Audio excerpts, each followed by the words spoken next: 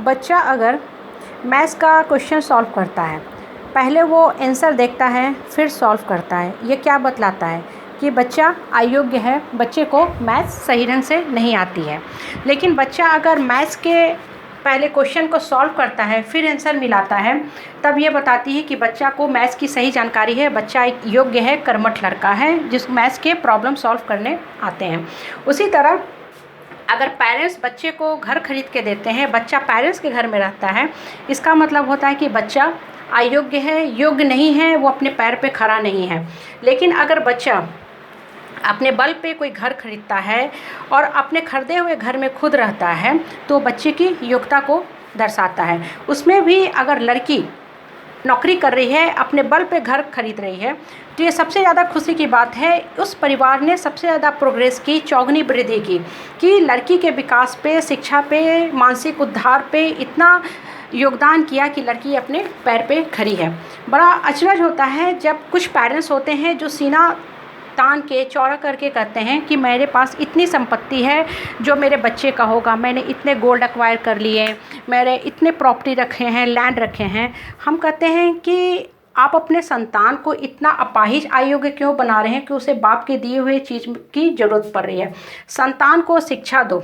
शिक्षा जो है रियल एसेट रहती है। Education is the real asset which goes with us in next life time. Every other things that are perishable that will left behind. जो भी land है, property हो, सब यहीं की यहीं रह जाएगी। बच्चा योग्य होगा, कर्म पथ पे दौड़ेगा, उसे अपने लिए ही टाइम नहीं है, अपने लिए ही टाइम नहीं है। वो माँ बाप के दिए हुए घर को क्या इस्तेमाल करेगा। माँ बाप का जो घर है वो कुत्ता बिल्ली के रहने के काम देगा, कबूतरों को घोंसले बनाने में काम देगा, छिपकली और मकड़ी वहाँ जाले बनाएंगी, या जो ज़मीन है उसमें गाय बकरी भैंस जाके घासें चरेंगी। इसलिए हमेशा एक लड़के को, लड़की को अच्छी से अच्छी शिक्षा दो कि वो अपने पैर पे खड़ा हो सके। योग्य संतान कर्म पथ पे दौड़ती है, पेरेंट्स को भी देखती है, समाज में भी योगदान देती है। अयोग्य संतान ना अपना जीवन चलाती है, ना माँ बाप को देखती है, और उसको समझ है ही नहीं कि बाप के दिए हुए संपत्ति को कैसे केयर करते हैं, कैसे टेक केयर करते हैं। वो कैसीनो में जाके खर्च करेगा। इसलिए कभी भी किसी संतान के लिए सोना चांदी जैसी संपत्ति इकट्ठा मत करो।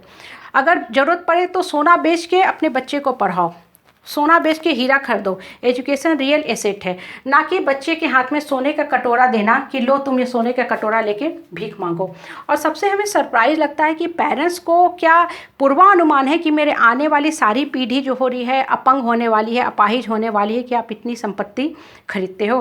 पहले परिवार के बच्चों के मानसिक विकास पे जोर दो, उनका सही ढंग से ग्रोथ करो, उनको अपार्ट फ्रॉम एजुकेशन जो बुक के नॉलेज है उनको सही सोचने की शक्ति दो। हाँ, बुक के तो नॉलेज वो पढ़ के ले ही रहे हैं, लेकिन इसके अलावा बहुत बड़ा योगदान होता है पेरेंट्स का कि उनको सही सोचने की शक्ति दो कि जीवन में सही क्या है, कर्म पथ क्या है, सही राइट थिंकिंग पावर, उससे बच्चे में संस्कार डेवलप होता है। एक बात बोलना चाहूँगी, जो संस्कृत की बहुत पुरानी कहावत है, पिता शत्रु माता बैरी एन वालकिन्ना पठत्यात्। वो पिता शत्रु है, माता बैरी है जो अपने बच्चों को सही शिक्षा नहीं देती है।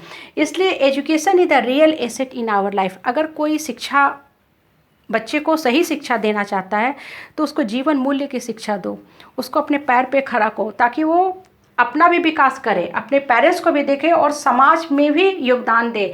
डायरेक्टली इनडायरेक्टली एक शिक्षित आदमी, एक योग्य आदमी समाज के विकास में भी योगदान देता है। और यही जीवन का सही शिक्षा है एक माँ बाप का अपने बच्चे के प्रति।